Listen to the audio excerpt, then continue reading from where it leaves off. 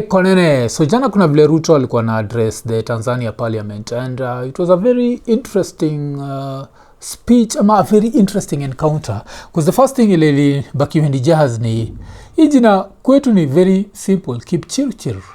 Inakauko TZ, jina Kipchirchir is a very alien name. Wacha tusikie vile UMP alikuwa naipronounce. Rais Dr. William Kipchiriri Samoei Arap Ruto.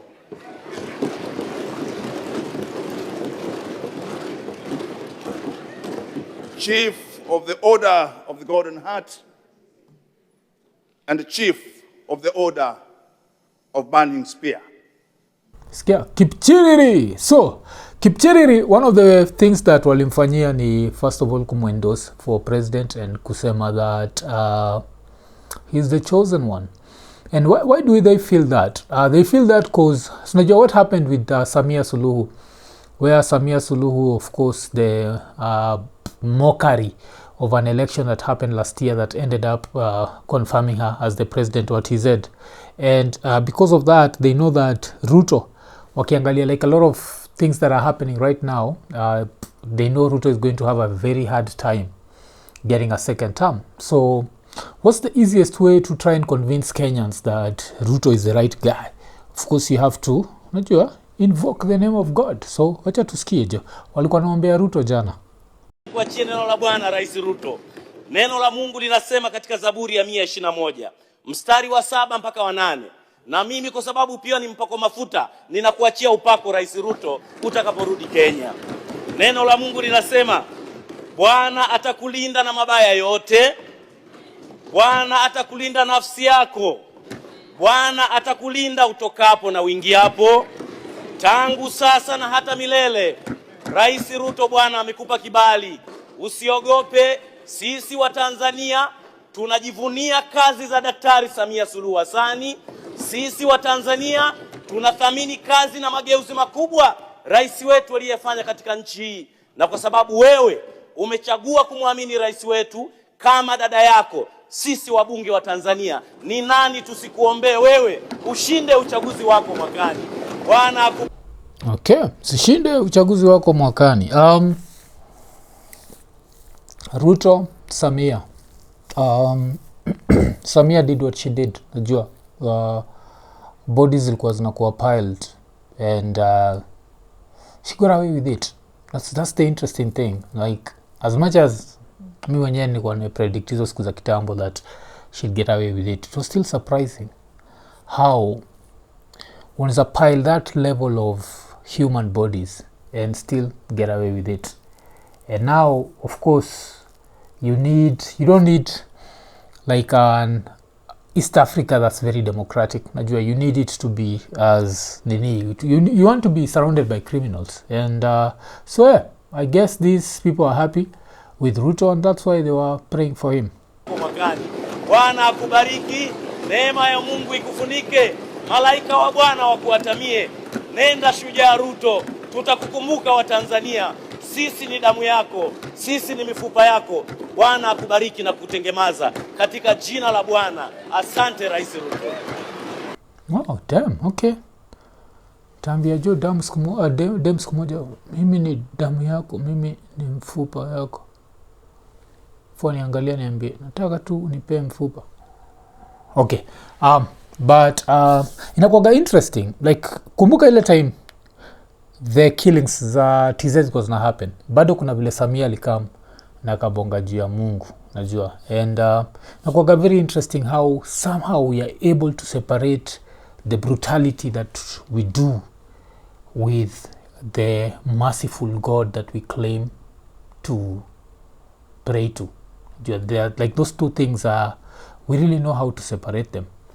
So remember vile jana nilikuwa nasema that when you talk to these people, they don't think they're evil. When they do all these atrocities, they don't go back and say, you know what, thou shall not kill. No, that's not on the Nini. So yeah, so Ruto alikuwa naombewa. And but sasa we'd have to go back to what had happened on Monday. So on Monday QTZ, one of the things that came up was ile story ya the Tanga Refinery. When I was analyzing it, I was like, this like inaitwa Samia calling him out would have made more sense if it said the refinery was being like made in Mombasa more than Nini, because ingemaanisha that TZ is not benefiting, Kenya is the ones that's benefiting. And I think, I don't know, is it too late for the refinery, if it's going to happen, for it to happen in Mombasa? Because personally, as I always say, all this other nonsense kwangu si important. Kwangu, what's important is, does Kenya benefit in the long run? Nacheki. So but now history ya refinery, of course, everything that a politician does and says will always be used against them. So what happened? Kumbuka vile Salasi alikuwa ametweet, alikuwa amesema hii isifikie Rigi, na of course ile endap imefikia Rigi, na kufikia Rigi decided to like spin it the best way he knows how. You know why? Because right now we are in a political fight, and in this political fight you win it by all means necessary. It's so embarrassing to our country that a president from Kenya goes to Tanzania to announce that there will be a project in Tanga for oil refinery when the president of the country is not even aware of such a project. You know, it's a kind of insolence, impunity. You know, he has lied to Kenyans so much that he has no qualms about going to lie to the people of Tanzania. So, tuki go back to his story, this specific speech, because it was longer than that. But yes, he has lied to Kenyans. So he got to take back to, was it last week ama the week before? Ile ilikuwa ni akina Dangote walikuwa wamekuja Nairobi. Alafu ile alikuja Nairobi, story ya refinery come up. And Dangote anajulikanaga like he's the sort of person who really tries to invest in other African countries. Hapa Kenya ilikuwa nasemekana pia alikuwa try to invest in the cement industry, and of course what happened, they tried to ask for bribes. And you remember, you know, him is reached a level where he does not need to pay bribes. Why? Because he's wealthy enough to be comfortable with what he has. So of course alikataa kabaki amerudi kwao. So history ya refinery ilibaki come up. And yeah, so let's go back to, was it last week? Ni wiki mbili tu zilizopita Kenya ilipoandaa kongamano la uwekezaji jijini Nairobi, na Rais Ruto alimwalika Rais wa Uganda Yoweri Museveni, mfanyabiashara tajika Aliko Dangote, miongoni mwa wawekezaji wengine. Rais Ruto anasema tayari Uganda imekubaliana na mpango huo. Wakati niliketi na Rais Museveni, nikamuuliza mzee, mbona tuchukue mafuta yetu tuende tuifanyie refinery sijui mahali gani, alafu tufuatilie tuende tununue mafuta ama oil products kwa bei ambayo ni ghali. So this also brings a question. If this refinery is to come to East Africa, what happens to the oil prices? Do they go down? Do they stay the same? Because don't forget, Kenya inakuwaga like the sort of country where things will happen. Tulidanganywa that oil kipatikana Turkana, somehow the price of oil was going to really go down. Because don't forget, other countries, the price of oil inakuwaga down kabisa. I think ilikuwa inasemekana ni, is it Libya? Damn, I think nilikuwa na watch video fulani ya Libya. Kisema I think a liter of fuel in Libya convert to Kenyan shillings around 30 Kenyan shillings, or even less than 30 Kenyan shillings. Like, try and imagine. Damn, Joe. Hiyo mtu anza kuwa nakanyaga tu mafuta tu. Like, kwanza sisi vile sisi vile tumezoeaga very high fuel prices. Because where fuel prices in this country are high. So try and imagine that.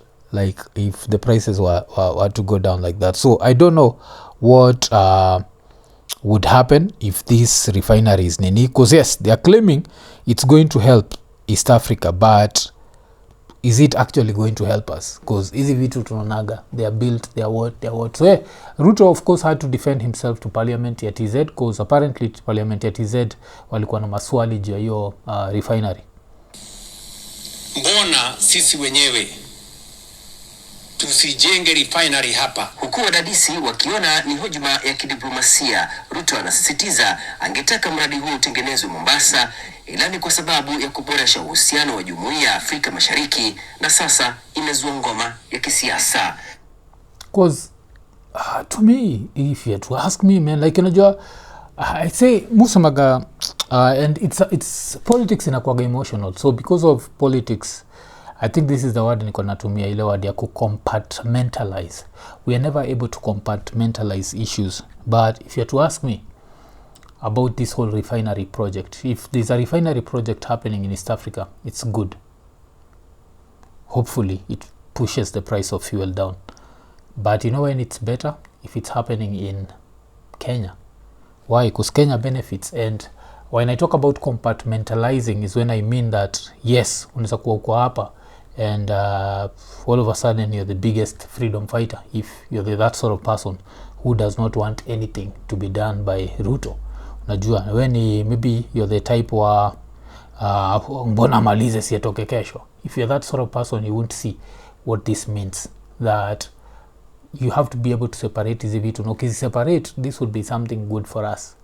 But is it going to happen? That's number one. Because TZ also lazima waangalie side ingine. Ruto, as much as walikuwa namklapia, they also mad at him because Ruto was disrespecting them. Was it a few weeks ago when he was talking about the roads thing? So I think that, and the fact that even I don't think Umadha anaitwa Samia pia to forgive for like what happened during the protests, because remember Kenya ndio sisi ndio tulikuwa tuna encourage TZ, like we were encouraging the Tanzanians to go and protest, so they'll always look at us funny. And that's why even when there's a project that they benefit from, they'll still be like, why is Kenya involved, and what is Kenya benefiting from this whole thing? So it would be interesting to see like if this refinery happens na cheki, because Kenya, the funny thing is, if you had to go back to siku za Moi, kulikuwa na refinery, I think when it was Changamwe, yes, it was called Changamwe Refinery, and somehow it was closed down. And when was it closed down? Oh damn, according to hapa ni operations officially ceased in 2013. Oh okay. Oh, because it was uneconomical to operate. Isn't it true?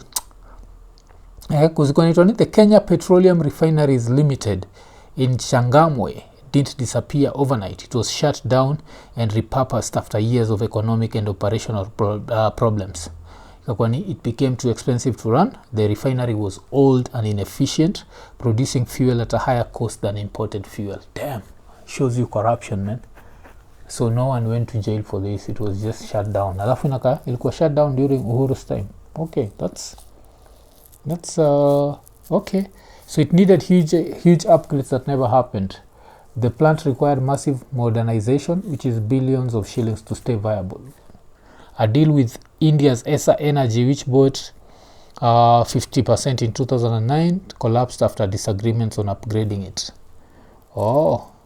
Investors pulled out instead of fixing it. So yes, that's what happened to Changamwe Refinery. Because I remember tukiwa watoi, tuko nasikia juu ya Changamwe Refinery, and it was always part of Kenya. So I don't know what happened with that, but inaka ilifungwa. So now back to Rigiji. Rigiji akiangalia story kama hii, he'll look at it strictly through political lens. And through the political lens, if I'm him, I'm just looking at the lie. I'm not looking at the diplomatic side where if this thing was supposed to happen, TZ is getting the deal because of course UG haiwezi pata because UG iko landlocked, Rwanda haiwezi get because iko landlocked. So the only non-landlocked countries ni Kenya na TZ, and Kenya somehow decides to please Tanzania, and we've been on that. Do I think Tanzania can be pleased? No, I don't think so. I think they are so angry at Sisi. Kumbuka last year, like so many things happened. The protests in Tanzania, which were in quotes influenced by Kenya, akina Boni kwenda huko na kudisappear, Matakarua kustopiwa the airport, somehow aliachilia Maraga kaingia huko ndani, but there is a lot of stuff that happened that created a lot of tension. So this maybe refinery was these dudes' way of, like extending an olive branch, but they didn't want that. So now if I'm Rigiji and I hear this, all I'll concentrate on is the lie. And the lie is, okay, wacha tumsikize. No, he has lied to Kenyans so much that he has no qualms about going to lie to the people of Tanzania. How do you go to a neighboring country to announce a project that is non-existent? The embarrassment of the Kenyan nation yesterday in Tanzania is very painful. William Ruto has launched fake projects here in Kenya. He keeps announcing projects that do not exist. Of course, the biggest blunder Ruto will do. This was not even announcing a fake project, but how do you announce a project that has been launched by someone who does not like you? You remember when he went to who announced the Yokiharu TVET and it had already been launched by Dede Nyoro. Alafu wakabaki wametumia sellotape. Like, that's some embarrassing shit. So, the man has become so bold that he is now announcing non-existent projects in a neighboring country. You know, it's so embarrassing to our country that a president from Kenya goes to Tanzania to announce that there will be a project in Tanga for oil refinery when the president of the country is not even aware of such a project. So it's sorry, vile nilikuwa nifuatilia kwa parliament. I think this is what happened. As much as in quotes the president was aware, she had not informed parliament at TZ or something. And apparently they ask questions. That's one thing that I'm surprised. Like, damn, okay. I think maybe there are questions they are allowed to ask. So akauliza hiyo swali. Alafu after kuuliza hiyo swali ndio kwa na hii backlash ya Kenya. Where now Samoei had to defend himself. But Samoei, this is what's called a political blunder. Because you don't do that. If you're not sure what the other country is going to do. Like with Museveni, you're 100% sure. With Kagame, you're 100% sure. If you're not sure with her, you have to make sure you confirm. Because, alafu, what if she decides she does not want? That's now the opportunity you take. You look at the two landlocked countries, Rwanda and Uganda. They need this more than TZ. I don't think TZ needs it. So, that's how you look at it. Nacheki, but you know, is a kind of insolence, impunity. You know, he has lied to Kenyans so much that he has no qualms about going to lie to the people of Tanzania. How do you go to a neighboring country to announce a project that is non-existent? And even the president of that country is complaining. At least Mama Suluhu, she is a very bad dictator who has blood on her hands. Damn, okay. So his statement here, at least Mama Suluhu, she's a very bad dictator who has blood on her hands. Oh. This puts Brigati's presidential bid in a very precarious position. Kuna kitu inaitwa diplomacy. Now, utachiki kuna raya zitakuwa, yes, he's supposed to say that. It doesn't work like that. Like if Kenyans to end up to may elect Rigathi Gachagua in 2027, because it's possible, najua. Kenyans are Kenyans. Kufa dereva, kufa makanga, but since dereva kukufa, tunaweza fufua makanga. So, if that was to happen, he'd have to take back everything he said. Otherwise, what would happen is Kenyans on ground wataanza kuwa persecuted immediately. Remember what I normally say, if you can't reach at the person at the top, you'll always go for the small people. So what would happen is every Kenyan ule kwa ground chakwa, yuko there kudestabilize TZ, yuko there kudu nini, yuko there kudu nini. So this is one of those thoughts which, if I was talking to Rigiji, I'd tell him, like, do you still have these presidential ambitions? If you have them, don't say this. Think it, but don't say it. Just think it. Just think it, but don't say it. And we are happy that the International Criminal Court is slowly cornering her. But at least, despite being a brutal dictator, she had the decency to say, no, this is too much of a lie, you know?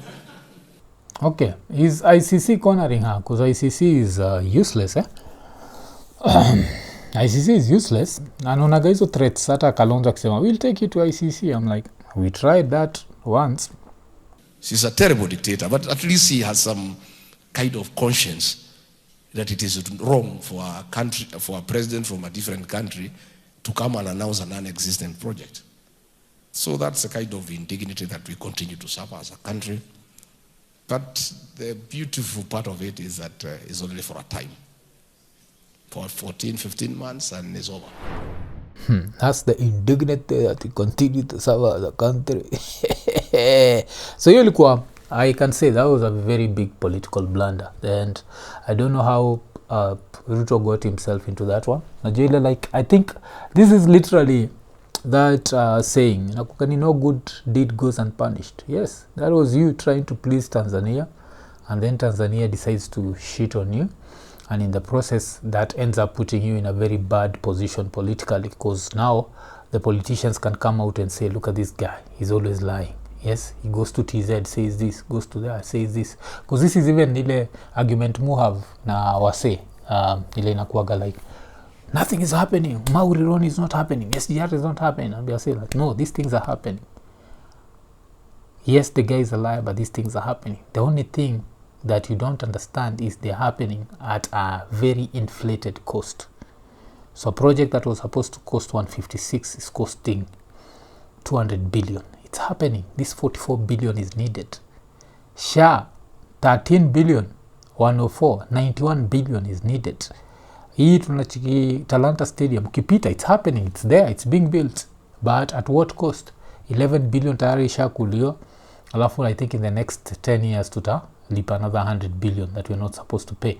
So these things are happening. And every time that someone says they're not happening, and to me inakuwaga sana ujinga, like we get into this back and forth where is like Mauri Ron is happening, that SGR is happening, all these things are happening. So this dude is building, and he's building a lot of stuff, but he's building them at very inflated prices, and that's the reason why George can continue to drive those G-Wagons, and then Kenyans will be there taking pictures with the G-Wagons and fascinated na hizi magari za kifahari. Lakini this money does not come from thin air. When Ruto says that anaenda kubuild 30 classrooms and all, does not come from thin air. When he donates agenda kalasha lapa patiole actor 2 million, that money didn't come from thin air. Akipatia kinambavu 4 million, it didn't come from thin air. Najua this is taxpayers money. When he says it's coming directly from him, it's coming directly from you without you approving, but with you having paid for all these inflated projects. So are these inflated projects, are they a reality? Yes, they are reality. Is he doing a lot? Yes, he's doing a lot. And ekonene, so nimekuwa nikibonga na watu wako US, najua na watu wangu wako US jo, kama bado hujajoin Lemfi jo, nangoja nini? Make sure umetumia promo code ekonene. But saizi wacha nibonge na watu wako Europe, na pia nibonge na watu wako Brito. Usisahau kuwa join Lemfi na tumia promo code ekonene, so that on your first transaction ya 100 euros utabaki umepata 10 euros cashback. Na kama uko Britain, on your first transaction ya 100 pounds utabaki umepata 10 pounds cashback. So nangoja nini? Baki umechangamka. Na usahau kuwa bado ukiwa hizo area za majuu utabaki umepay your bills hapa Kenya. Tuseme unataka kulipia madhako internet, ama unataka kumlipia stima, unaweza tumia paybill haraka. Madha anaweza kupigia jua kuambia yuko kwa line jo, anataka till, yani umwambie tu tuma till number, alafu unaingia kwa Lemfi, unabaki umechangamka haraka. So baki umechangamka, fika Lemfi, tumia promo code ekonene. Jia nini? Lemfi ni international payments for everyone. Ekonene. Juu kama hiyo, as I keep saying, if he's able to by the end of next year, by time ya kuvote, because he's claiming by April. So by April anasema Mauri Ron will be complete. I remember originally he was saying it's by June. If he's able to do that, Mauri Ron, and he's able to do SGR, you might be angry at him, but raya ziko ocha, ziko kwa ground, especially raya za Western, because raya za Western zimezoea polisi kushoot watu, so it's not a new phenomenon like for them. So if he's able to do that, he's going to get a good chunk of votes just based on that. Because if you've been on that road, you know how frustrating it is. So these projects are happening. The only thing is they're happening at inflated costs. And the other thing is, Uhuru comes up with Mauri Ron, prices it at 156 billion. Why the fuck didn't he do it? Acheki. So there are things we have to blame Uhuru. Because remember, this is around the same time where tuko na schedule Eurobond, where Eurobond do imeenda kwa account ya brother yake or some shit. Remember yo, don't remember ile headline ya the style kwa nasema nini. So Uhuru, yes, started this nonsense. So if Ruto decides to take something that Uhuru aliyetake a stall, alafu he actually implements it, he can then turn around and say, you know what, I did this. Yes, and I think kuna mse moja anaitwa nani jo, kuna governor I think anaitwa Lusaka, alienda pameput hiyo kitu like in words that tuna need to understand, because I feel like sometimes ukikam kwa internet kuna kuagana this level of everyone is looking for an echo chamber where everyone is looking at how can some people see positives in this, how can someone see this, but this Ruto dude is playing politics, and with politics he knows if this person did not do this and I do that, it's going to earn me a few points. So yeah, I think umse alibaki ame explain Lusaka, cha tusikize. Sisi tunasema kwamba we want to give Mheshimiwa William Ruto another chance, because ukiangalia in only 3 years, ukiangalia what he has done, it is almost more than what all these other people have done, other presidents have done. Wakati ule mwingine, wakati ya Moi, mambo mingi ilikuwa inakwama Nakuru. Wakati wa Kenyatta ilikuwa inaanzia Nairobi kwenda Thika. Kweli urongo? So Ancheki, that's a very tribal statement, that wakati wa Uhuru ilikuwa inaanzia Nairobi kwenda Thika. It's filled with tribal undertones, but these tribal undertones work for waswako ocha. So jua ira ikisema hivi raya za Kakamega ziko iko nene, okay, iko inaenda Thika, basa hizi inaenda wapi? Wakati huu at least Mheshimiwa Ruto amekuja paka amefikisha Eldoret. From Eldoret amesema anaenda kufanya ile SGR ambayo ilikuwa imekwama Naivasha in the middle of nowhere, is now going to go mpaka Malaba.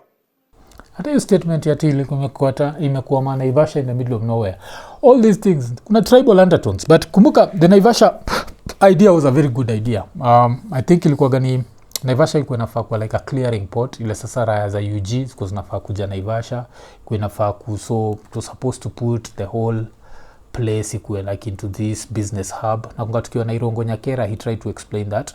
And then according to Irongo, under Uhuru, SGR was supposed to go till Kisumu, not till Malaba, because the whole idea was to force Ugandans to still come to Kisumu to do business and make sure that Kisumu grows. So Uhuru had all these ideas, and Uhuru decided to do dumb shit like, of course, a very overinflated SGR, where he gave us very old trains. Makes no sense. Like when you babi, we grow up life yote ukiwa babi, afu natupatia hizi trains za kipumbavu. So there was that. But apart from hiyo, now overinflated, akafanya expressway, katudanganya ni ma-Chinese, kumbe ni yeye na familia yake wanaion. Alafu ukiangalia Northlands, inasemekanaga Northlands ilitengenezwa na do ya Eurobond. So hiyo ya Eurobond, these billions that could have been used to do other projects for Kenya ended up going there. So these people have been thieving, and we need to call it out. Like me, what I'd love is the projects zote zi happen, even at the inflated prices. Then a new president comes in and is like, you know what, we have so much debt, so why don't we recover all the extra money that was used in these projects? Because don't forget, this money didn't disappear into thin air, it's somewhere. So the money that was stolen during the SGR being built, it's somewhere. The money that's being stolen na stories za SHA, it's somewhere. The money that's being stolen na stories za Rironi, it's going to go somewhere. The money that's even going to be stolen ikikam to stories za Pesa Print. Because don't forget, I think Pesa Print, it's being kept, I don't think it actually was easy, especially juu ya Rigathi Gachagua, because Rigathi anaweza tokea tena na I don't think he spoke about it enough. Did he even speak about it? So I think Pesa Print inawekwa till next year. Then next year, if this guy gets a second term, tutakubali. Pesa Print inarudi. Tutakuwa tukilipa mafines kwa hizi highways, tutakubali. Alafu sasa, they'll even have Mau Rironi. Try to imagine how much money they are going to print. Damn it. Think about it. They are going to print money.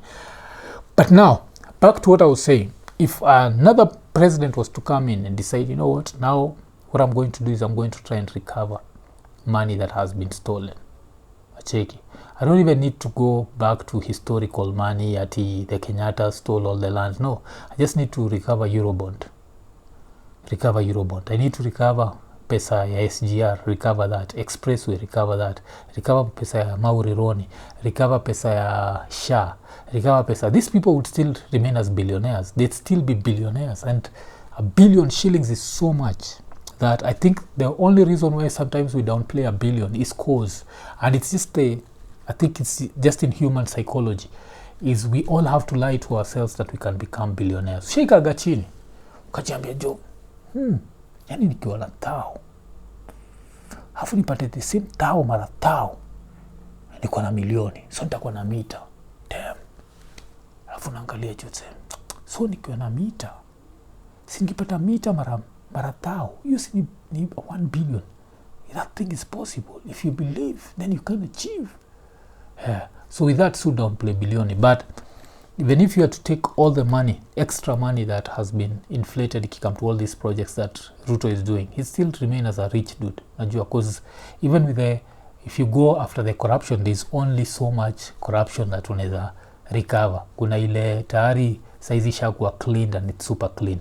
So there's that. But what's going to happen? So yes, these projects are happening, and every time unasema yuko una spread hizo uongo, kuna kitu ina happen. Like, put feelings aside, look at the bigger picture. The bigger picture is they are happening and money is being looted. Why? Because if they don't happen, there's no opportunity to loot. Najua the money has to stay. That's the reason why State House inashinda ikirepairia, because when they are repairing, when they are telling you like, oh, see, State House is on riparian land, we need to crash the wall, rebuilding the new wall, that's where the money, that's where the business is, the building. Oh, we as the national government, we are going to come and step in and help Nairobi city county. We need more lights. Nairobi is too dark. Inflated. Money. Are those things going to happen? Yes. At what price? Inflated prices. Acheki. Mnasikia? It's going up to Malaba. Then kuna ile barabara ya kutoka Rironi Mau Summit ambayo pia itakuwa dualing. Inakuja pia paka Bungoma. And from Kimwanga paka Malaba itakuwa na dual carriage line mbili all the sides. Hiyo ikifanyika, it's going to transform the transport sector. Na amesema hiyo kazi by next year around May itakuwa inaendelea. Ukiangalia issues ya youth, Nyota Foundation. Okay, hizo za Nyota hizo ni pia vile nilisema, just opportunities to steal. So the opportunities are there and there's a lot of stealing happening, but the projects are also happening. And I keep saying, we need to be able to compartmentalize things and be like, you know what, this and this can both be true. This can be good for the country. Well, this is. So is Mau Rironi good for the country? Yes, Mau Rironi is good for the country. Is an SGR that reaches Malaba good for the country? Personally, after kukaa chini ya Irongo Nyakera, I've preferred ikifika Mombasa. Ikifika Kisumu, that is. Because of the reasoning, Kisumu turned it into a port, that would have been good. But pia kaina fika Malaba, pia it's still good. Najua, anything that makes movement easier is good. Najua, because maybe the last thing nenda kumaliza juu yake is something unrelated to history ya Nini, something unrelated to politics, but something to do with road safety. Majuzi kuna boy na boy ni boy mreal sana. Jona itangwa Wadeki. Sijui kama shambia jua Wadeki. Wadeki ni ule boy alinisaidiaga kupata ndai. So wagana respect sana. Na wagani boy ana understand magari jo. Kuna story fulani ile one day tutapatia. Like kama hizi stories zetu, ma adventures zetu na DCI. Kuna vitu niko allowed to talk about and things I'm not allowed to talk about. So I think ilikuwa ni on Sunday Wadeki alienda pa ameshare video, and it was a video of like a crashed car. It was ilikuwa ni Benz fulani imecrash. Ilikuwa alafu ikabaki imenikumbusha. Kumbuka I think a few weeks ama early this year nilibonga juu ile video ilikuwa na mandai zimekuwa kwa trains zinaletwa Nairobi.